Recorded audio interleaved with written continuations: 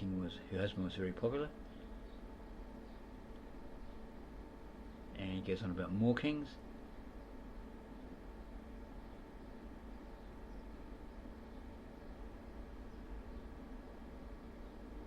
And some biblical references in the Old Testament. And looks like it goes into Sargon. Sargon was at that time sometime in command of the Syrian army, and later succeeded Shalmaneser as king. Whether Sargon killed his predecessor, nobody could tell. Sargon ruled over Syria from 721 to 705 BC, and during his reign he greatly extended the territory of the empire. He subdued many kings and gained power and prestige, became really renowned, as no other Syrian king had before.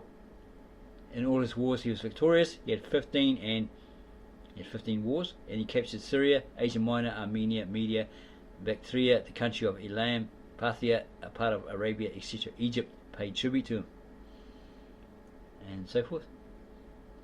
Sargon died before he completed his upbuilding of the town, of his towns. A servant killed him. The ruins of a city are now unearthed, and many are the proofs of a remarkable high civilization at the time of Sargon, nearly 3,000 years ago.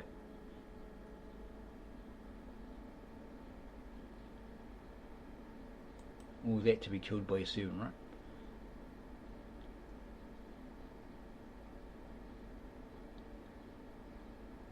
And there's more information on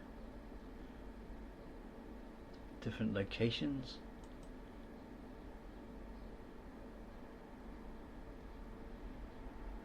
Quite an interesting book.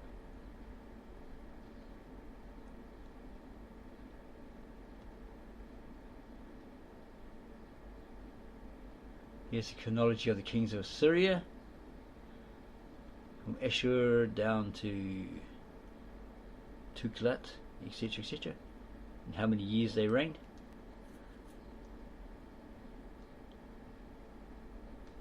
Feast of Ashurbanipal from Koyun Duyik.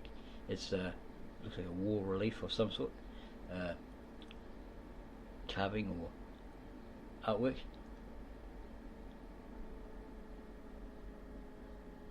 There's a list of these kings. The names of some of these kings are mentioned in the Old Testament, but the greater part of them have been found in the old ruins of Babylon, Nineveh and Elasar. They are written on stones, tablets and burnt bricks, and they have also been found in the archives of Ashurbanipal, son of Sakadum.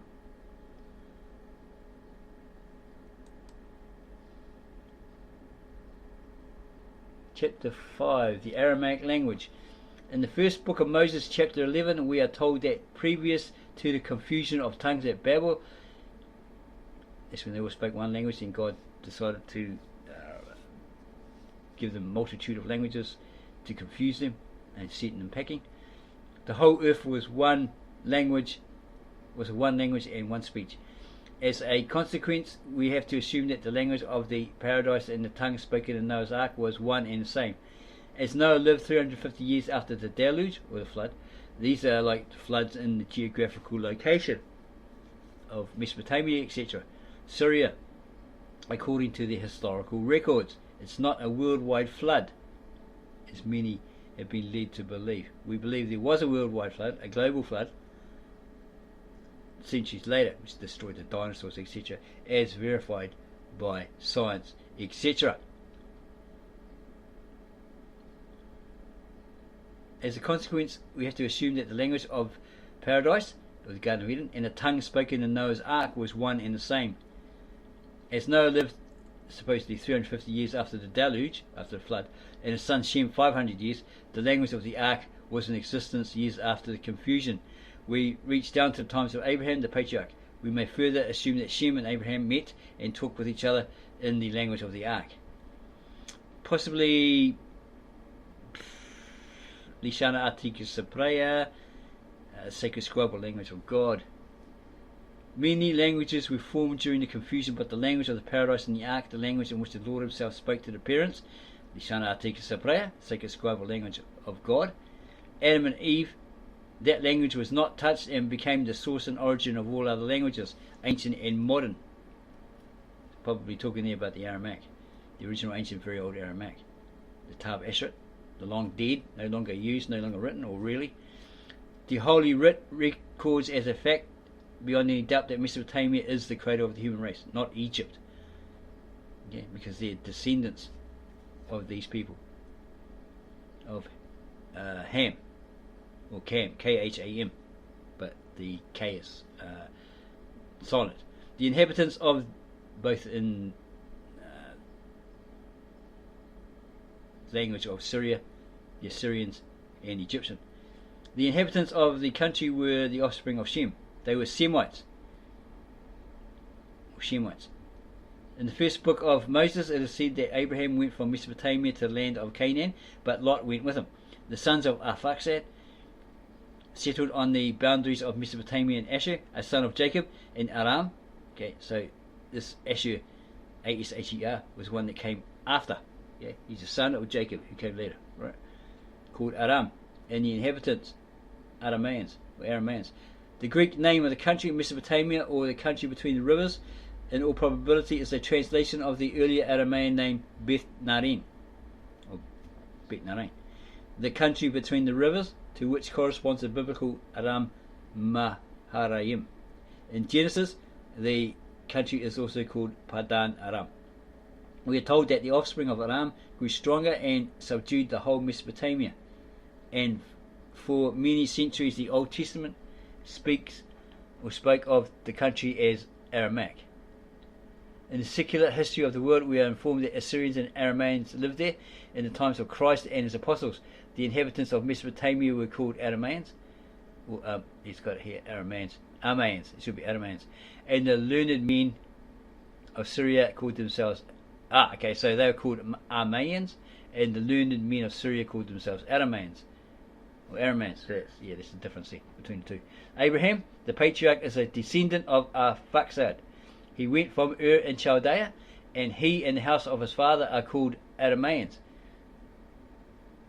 It's got the F-E. And I'm not too sure what that's supposed to mean. In the first book of Moses, chapter 25:20, would that be Exodus? Some of the sons of Japheth and Ham may have lived in Mesopotamia, but they never played any part of importance. The offspring of Ham were the earliest settlers in Babylonia, but Aramaeans soon took the country and held it. So would that be talking about the Egyptians? There is a number of Semitic languages. Aramaic is mentioned above. Then there is the language of the Jews and the Arabic, the Phoenician and the Coptic languages. Best known are the Arabic, Aramaean and Hebraic, which are closely related to each other. Aramaic and Hebraic closest, because they're both sister languages. They had the same words, same meanings in that eon, that era, until centuries or millenniums later somebody decided, we'll add some vowels where there were never any vowels, there's only consonants, which then changed not only the structure of those two languages, but also the meaning of the words. So that's why you have Euma for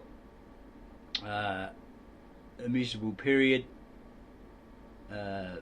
eon, era, day with a capital D, and then you have the modern Israeli Hebrew, and they probably use the word Yom, which means day. It's got a small d, which means, which is referring to a day of the week. Okay. Aramaic and Hebraic closest. One of them must be the parent of the other. Yeah, apparently the Aramaic is way older than the Hebrew. The Hebrew was developed at a later time. The Jews assert that their language is the first and oldest in the world, and the argument is the fact that the Old Testament and the prophets are written in Hebrew. But as the authors, Moses, Ezra, etc., were Jews, they very naturally used their own language without regard to the age or prominence of Hebraic as a language. And as the Lord directed his revelations to the Jewish people, it was only natural to put the revelations down in the language of the people for whom they were destined. Okay, so it was first put down in this Aramaic. Okay, like we've shown in one of our other videos, you had the Hebrews, There are a lot of people. Japheth is supposedly the forefather of the Hebrews. Arphaxad had a son called Eber, and then these people were known as the Hebrews because in that Syrian language they were known as the Awer, which means, when translated in the Brita, in the Aramaic, or Genesis in English, they who made a crossover, those who made a passage, those who left Chaldea and ventured into the promised land, the land of Canaan, land promised to Abraham and his descendants by God. So if Hebrew developed later, the language developed later, then these people were basically people, not a language, that migrated into the land of Canaan. They probably had Phoenician, Chaldean, Akkadian language that they spoke, and then later on the Hebrew language developed, i.e. at a later date. So the Lord directed his revelations to the Jewish people. It was only natural to put the revelations down in the language of the people for whom they were destined. The Jews further maintained that the reason why the history of Moses starts from Arphaxad is that this man was a Jew.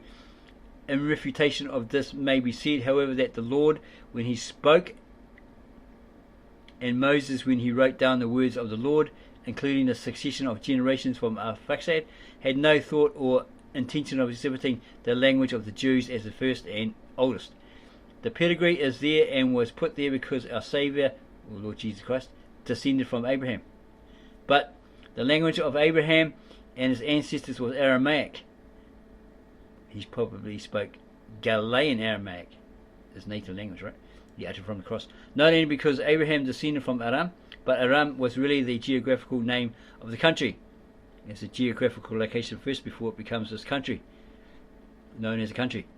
And for that very reason the inhabitants also were called Arameans. Abraham assumed or was given the name Hebrew because he crossed the river Euphrates, as we stated. Okay, so a bunch of people that made a crossover, they made a passage across the river Euphrates. Heber or Eber is either a proper name denoting passage, a passer over or crosser over, or signifies beyond the Euphrates. That's what Awa means. Those who made a crossover, who made a passage in the Brita, in the Aramaic, the original Tab Eshret Aramaic, Shana Atika Saprea, sacred scribal language of God. Eber was the son of Salah, son of Arphaxad, son of Shem. The first time he is called Hebrew is in the first book of Moses, chapter 14:13. When Abraham went from Ur in Chaldea, he went far from the house of his father. He lived in a tent and moved from place to place as is the custom of shepherds. He came in contact with many different peoples. His language was in all probability influenced by other tongues. So wherever he resided, say Ur of Chaldea or wherever, he picked up that language and he incorporated it into his language. Okay? He spoke this language, he spoke that language. He spoke a mix. We have an evidence of this. When Jacob and Laban raised a pillar of stone as a witness of the covenant, Jacob called the monument Gal-Ed, the heap of witnesses, but Laban called it Jegar Sahadutha, heap of testimony. The word signifies the same thing, but Laban spoke his own language. The word is still to be found in the Syriac language, while Jacob used a foreign tongue, of which he had acquired knowledge. It must be kept in mind that nearly 430 years passed from the time from Abraham's immigration from Ur in Chaldea till the exodus of the Israelites from Egypt, and in all these many years the Israelites lived among people with whom they had nothing in common, i.e. the Egyptians probably. It would therefore not be strange if the Hebraic language was altered through foreign influences. The 5 books of Moses were written previous to the Israelites' crossing of the river Jordan on the journey back to the land of Canaan. Their experience during the captivity had taught them the necessity of being cautious, and we know too that the rules of life adopted pursuant to experience were carried into effect. But the seclusion resulting from such a policy kept their language, as all their other things and institutions, from being changed. And in the course of time and development, this influential language of the Jews, the exclusive possession of the nation, grew to be the strongest tie that bound the children of Israel together. The language became the symbol of religion and of national re-erection as well. And there's a picture of Darius at Issus. From the house of Abraham originated two different languages, the Hebrew or Hebraic, coming from Isaac, the son of Abraham, and the Arabic from Ishmael.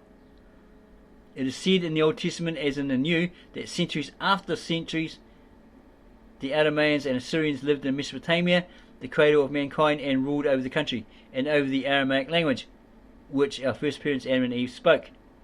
Lisana Articus Saprea, some refer to as the Aramaic. We have come across a Syrian, or an Assyrian, who said, no, there is no Aramaic as such, just the Assyrian. Okay, so Adam and Eve spoke in paradise, which Noah and his family used in the ark, the same language. The language was handed down from one generation to another, developed and spread as far as to the countries of Asia, where it was used as the language of the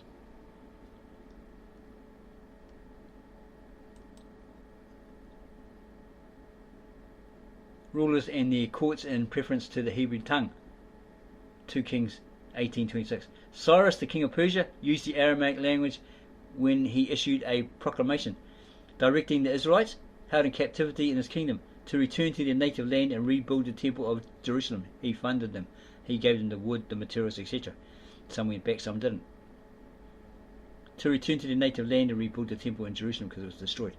Ezra 1:1-2. The letter of complaint which Mithridath and other prominent men sent to Artaxerxes, the Persian king. That's what's his name? From 300, the one that had all the rings and necklaces and chains and all that all over him. That guy. Okay, that's his proper Persian name. The Persian king.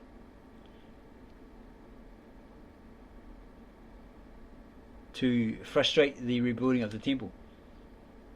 Was written in the, of course he didn't really look like that, that's exaggerated, right? You see other films where he's just a normal Persian with a moustache and a beard talking to Ruth, or is it Esther? Yeah, Esther. Okay. Frustrate the rebuilding of the temple was written in the Syrian Aramaic tongue and interpreted in the Syrian tongue. This is especially stated in Ezra 4:7. Elsewhere in the Bible we have further proofs and cuneiform inscriptions on tablets of clay and on walls of the ruins of Nineveh and Babylon, compared with the chronological tablets of the tables of the civil history of Greece. All go to show that more than 2,000 years BC were all the Semites, living in territory extending from the Persian Gulf in the east to the Mediterranean Sea in the west, from the Arabian Desert in the south to the mountains of Armenia in the north, united and formed a nation under the supremacy of Assyria and Babylonia. And the official language, as well as the language of the people of this powerful empire, was the Aramaic. This tongue was used in the temples and at the court of the emperors, and as the governors and other officials of the province spoke the language and of course used it in their official dealings with foreign peoples. Aramaic by and by was carried far beyond the limits of the Babylonian and Assyrian empire. During this period the Aramaic language was as near to be the universal language as is English today. So at that time it was the lingua, what they call the lingua franca. Very, very popular and in use in those days. The history of Egypt records that between the years 2080 and 1552 BC, there ruled in that country a line of kings given the name of Hyksos. They came from Syria and made all Egypt tributary. Later they subdued the Theban kingdom too. The Hyksos dynasty brought their language, the Aramaic, to Egypt. So that's what they were, supposedly, according to this Syrian native author, right? After a while, the country was liberated and again came under native kings. The first of these were Ramses. The first, it's probably at a later age. Okay, like the Bible doesn't tell you it's Ramses when they were enslaved there.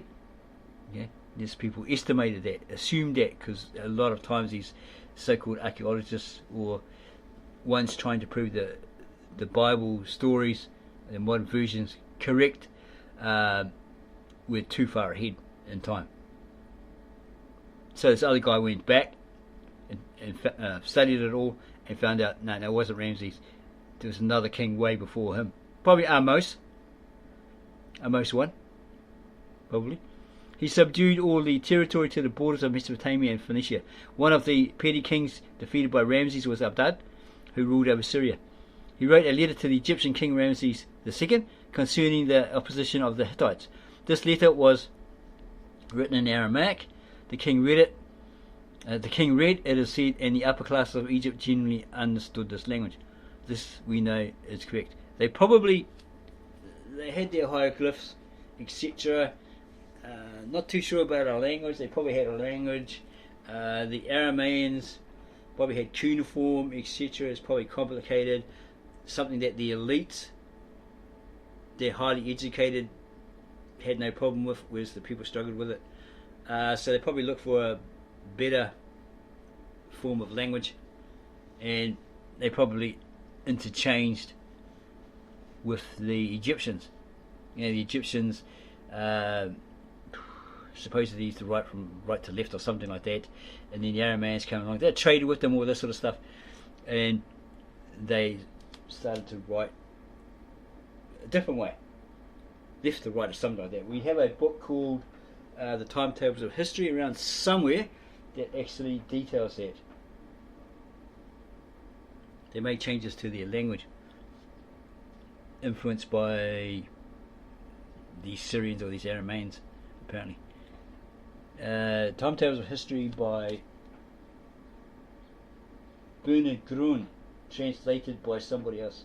We have it around somewhere. Just trying to spot it from here. We've done videos on that before. Okay, so I'm going to move along.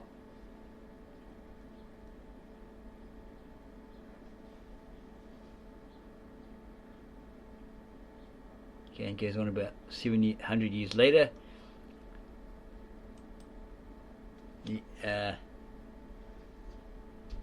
Another nation there.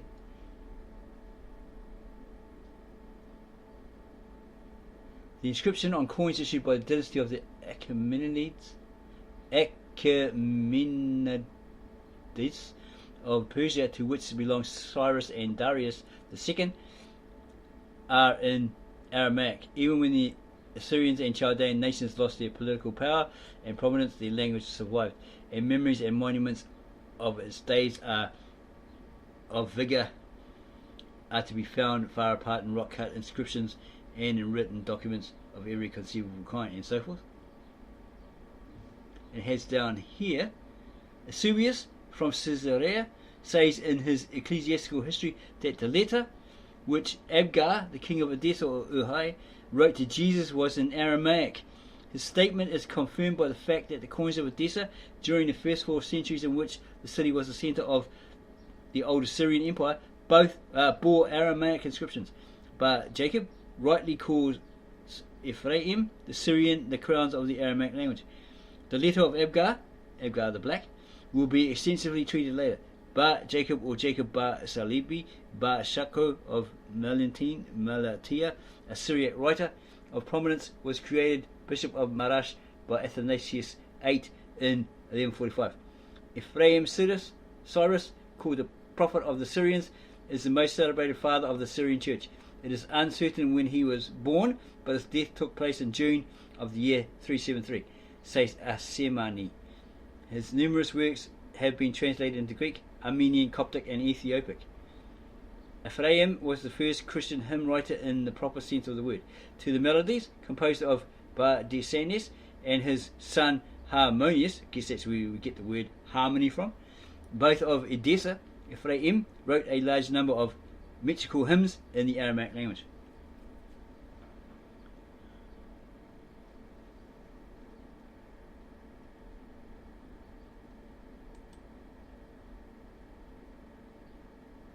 chapter 6. The Arameans, Chaldeans, Assyrians, and Syrians are one nation, and the language is one.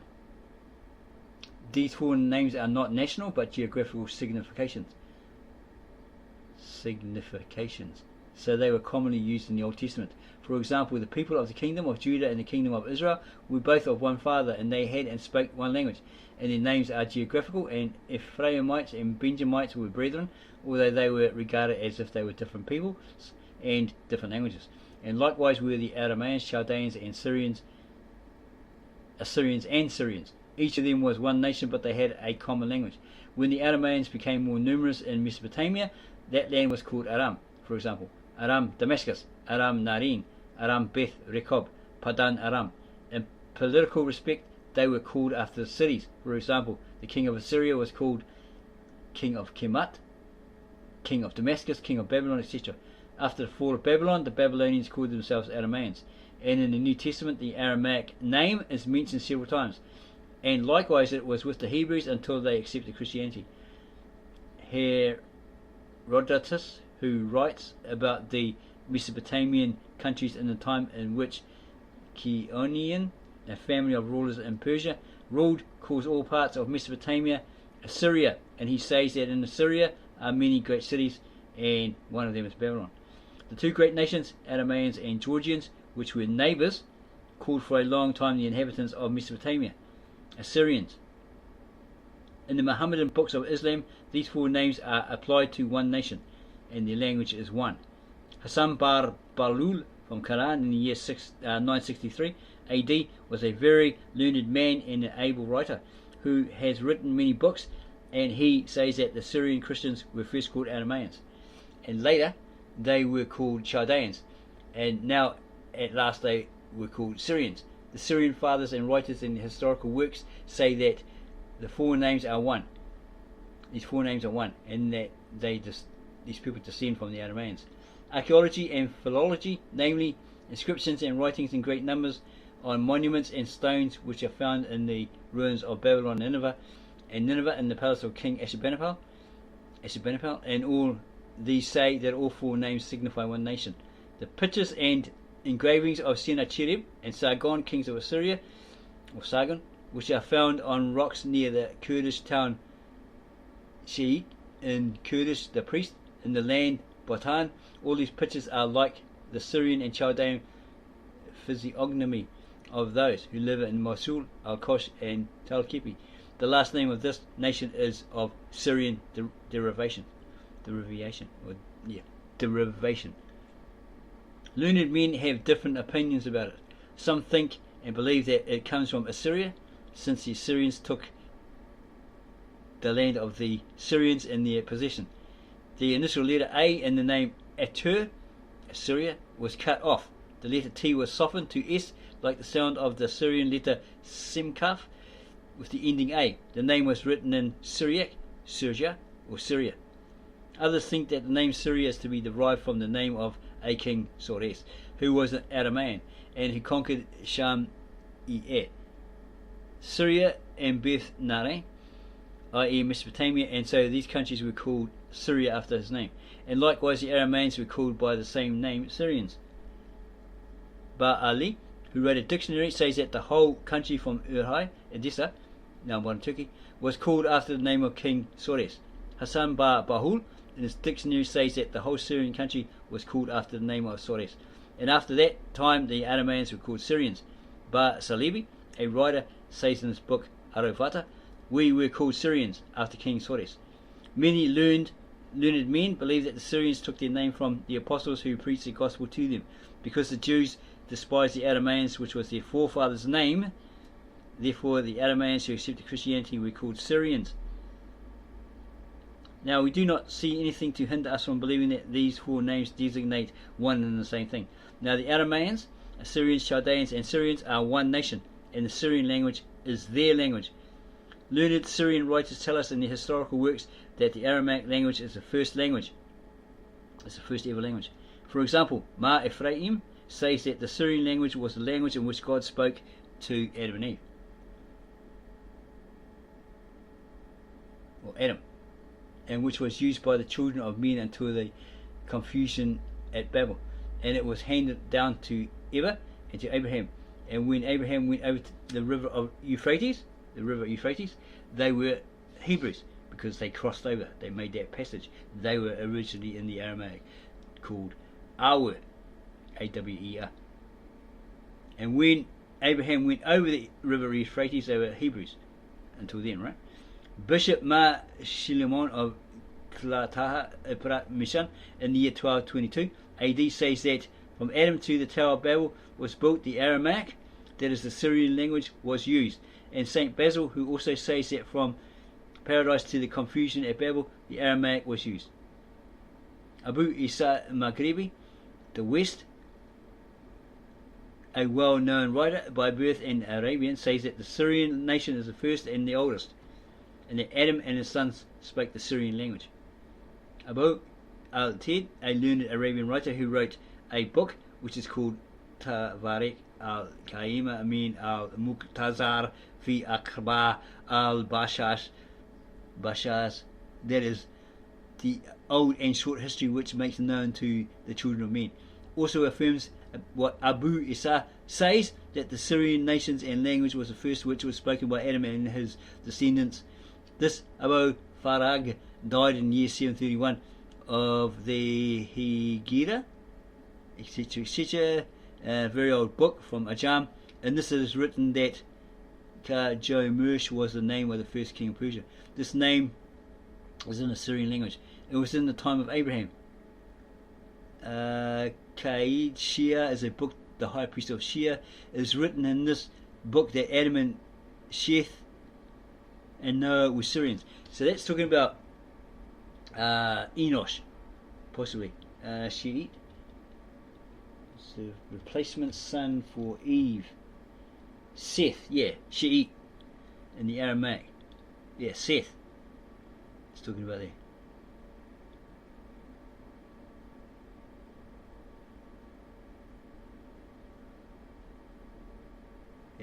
Adam and Sheth were Sheth in the Aramaic, and Noah were Syrians and spoke the Syrian language. It is also stated in the same book that all prophets from Abraham to Christ were Jews. Some people believe that the Syrians are the lost 10 tribes of Israel.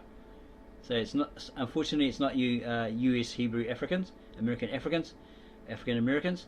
Okay, here it says some people believe that the Syrians are the lost 10 tribes of Israel, and the reason for believing this are the following. The Syrian kings brought the children of Israel 3 times in captivity. The first time to Tiglath-Pileser, etc., etc. Yeah, so U.S. Hebrew Israelites, you are not the originals. Yeah, you're not. You're probably descendants of those lost 10 tribes, but you're not the originals. You're not the original Jews, etc., etc., as you claim. Yeah. And there's lots more information here. It's very, very interesting. We might leave it there. We might do a part 2. Let us know when you give us a like and subscribe to our channel, making your comments underneath this video, which we'll get back to you about as soon as possible. And